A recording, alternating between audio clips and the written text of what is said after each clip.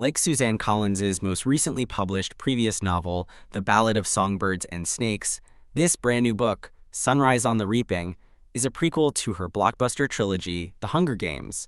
The Ballad was set during the 10th iteration of the games, a televised, bloody, fight-to-the-death pageant featuring children ages 12 to 18 drawn from Panem's 12 districts. The Ballad tells the story of a young student, Coriolanus Snow, his scrabbling to escape his disadvantaged situation, his becoming a mentor to the female tribute from District 12, his risks and machinations regarding her Hunger Games participation leading to his fall from grace, and his subsequent decisions, which eventually, inexorably, lead to his climb to power. This brand new novel, Sunrise on the Reaping, opens about 40 years after Snow's story. Snow is now president of the nation, and Sunrise on the Reaping begins on the very morning when district tributes are selected as tributes for the Second Quarter Quell, year 50 of the Hunger Games. This novel tells the story of District 12's Haymitch Abernathy, the sodden, sullen victor of the games, who readers will instantly recognize as mentor to Katniss and Peeta in the first two novels of the original trilogy. This novel opens on Haymitch's 16th birthday. It follows his journey from unwitting tribute to shattered victor, supplying readers with a much-awaited backstory. It is, in my opinion, worth the wait. Knowing what Haymitch experiences as a young man affords readers a richer understanding of the character's subsequent behavior, and also provides them with a pulse-pounding, suspenseful, action-packed story similar to, but distinct from, the other Hunger Games sagas. It's also fascinating to be introduced to characters whom readers have either known in different timelines or have heard of in connection with other characters in the fictional world Collins has created. Haymitch is a contemporary of the parents of the tributes selected in the first novel, so readers meet them as adolescents.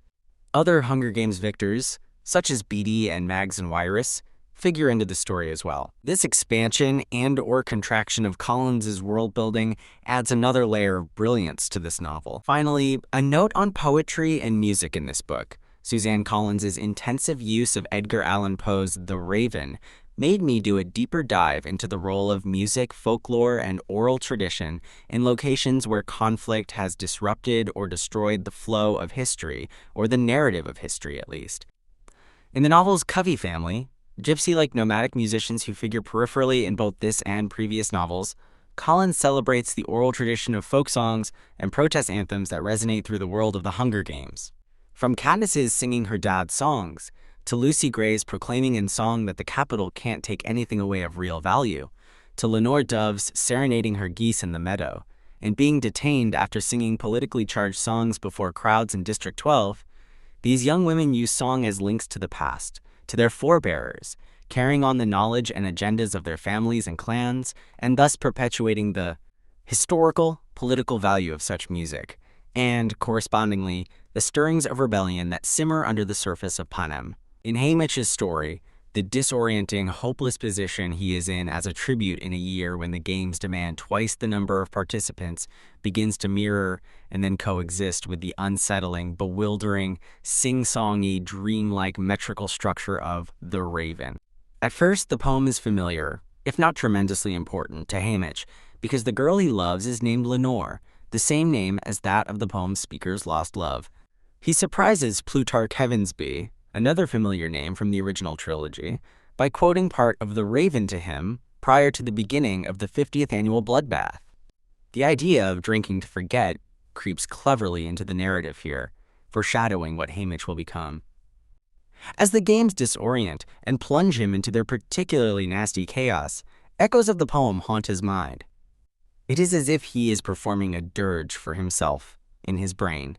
Memories of death after death make reality unbearable for Haymitch, as he awaits his after-victory fate alone in the training center, during the surreal Capitol celebrations of his win, and after he returns home to ashes and tragedy. The narrative is increasingly interspersed with stanzas of the poem, when he implores his former best friend, who readers infer will become Katniss's father in a few short years, to take him to Lenore Dove's hidden burial plot.